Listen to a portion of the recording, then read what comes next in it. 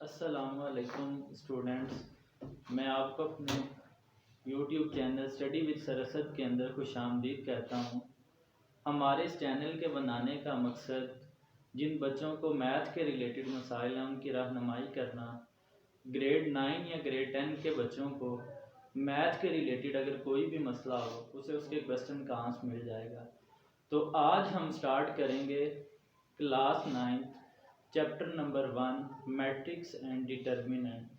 तो सबसे पहले हम बात करते हैं कि मैट्रिक्स क्या होता है।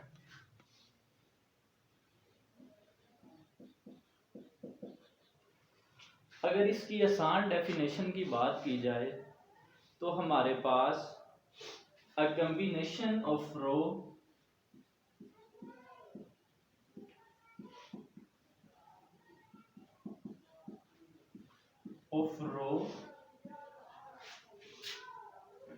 and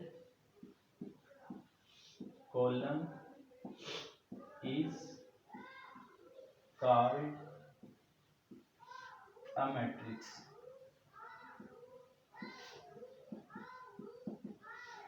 कि जब हम रो और कॉलम्स को आपस में कंबाइन करते हैं उसके रिजल्ट में हमारे पास मैट्रिक्स बनता है। अब यहाँ पे हमारा अगला क्वेश्चन ये है कि रो क्या होती है और हमारे पास कॉलम क्या होता है। किसी भी मैट्रिक्स के अंदर वो एंट्रीज जो हॉरिजॉन्टल वे के अंदर लिखी होती हैं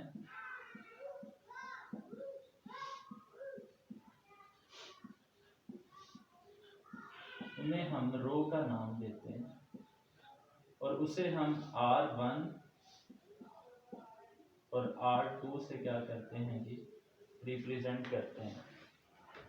और किसी भी मैट्रिक्स के अंदर वो एंट्रीज जो हमारे पास वर्टिकल वे के अंदर लिखी होती हैं उन्हें हम कॉलम का नाम देते हैं और इन्हें हम C1 और C2 से रिप्रेजेंट करते हैं। Again I am telling you, matrix क्या होता है कि जब हम रो और कॉलम्स को आपस में कंबाइन करते हैं उसके रिजल्ट में हमारे पास क्या बनता है जी, मैट्रिक्स बनता है। और वो एंट्रीज जिनको हम हॉरिजॉन्टल वे के अंदर या उफकी वे के अंदर लिखते हैं उन्हें हम रो कहते हैं और जिनको हम वर्टिकल वे के अंदर लिखते हैं उन्हें हम कॉलम कहते हैं। अगर और आसान अल्फाज में बताऊं, ये जो मैंने लाइनें लगाई हुई हैं ये सारी हमारे पास हॉरिजॉन्टल हैं और जो हमने इस तरह ये लाइनें मैंने लगाई हुई हैं ये सारी हमारे पास वर्टिकल हैं। उसके बाद हमारा जो अगला टॉपिक है वो है जी order of matrix.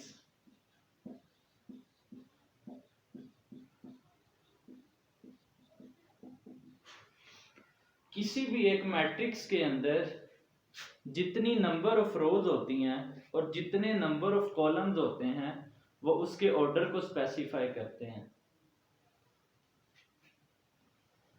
For example हमारे पास एक मैट्रिक्स है 1 3 2 5। इस मैट्रिक्स के अंदर हमारे पास एक और दो रोज हैं R1 और R2 और दो ही कॉलम है C1 और C2। तो इसका ऑर्डर हमारे पास क्या होगा, 2/2। आज हम बात करेंगे इक्वल मैट्रिक्स की कि इक्वल मैट्रिक्स क्या होता है।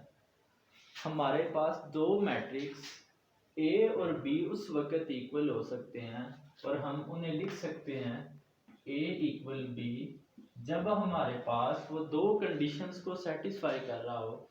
पहली कंडीशन ये है कि पहले मैट्रिक्स का ऑर्डर दूसरे मैट्रिक्स के ऑर्डर के इक्वल होना चाहिए।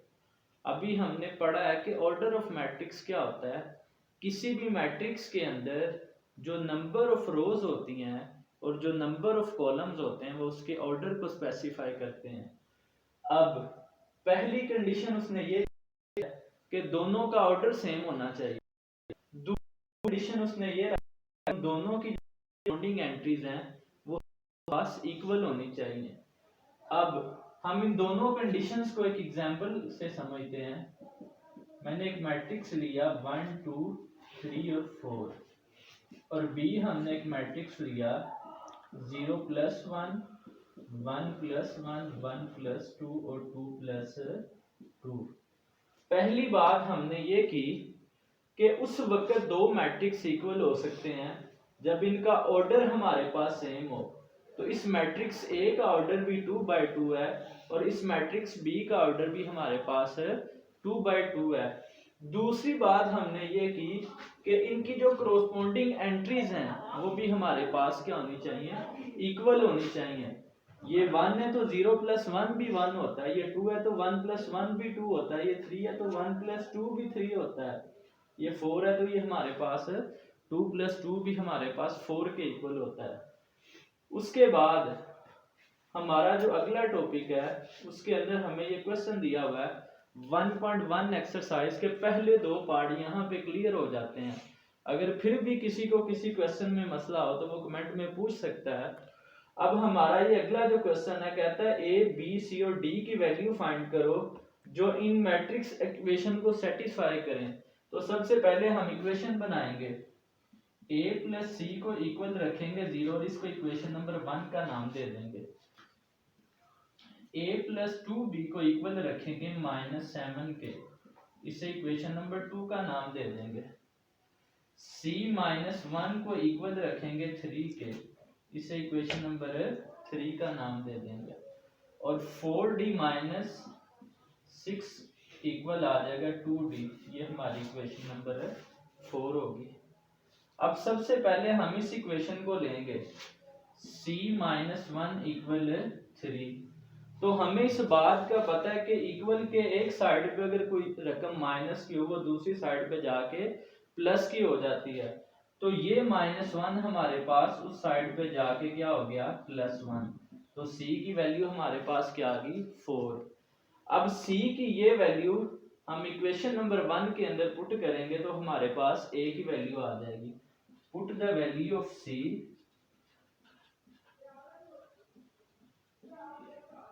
In equation 1।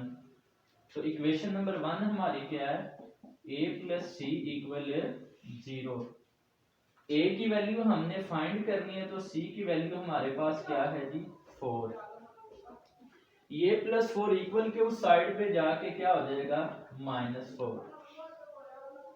अब a की ये वैल्यू जब हम इक्वेशन नंबर 2 के अंदर पुट करेंगे तो हमारे पास किसकी वैल्यू निकल आएगी, b की। Put the value of a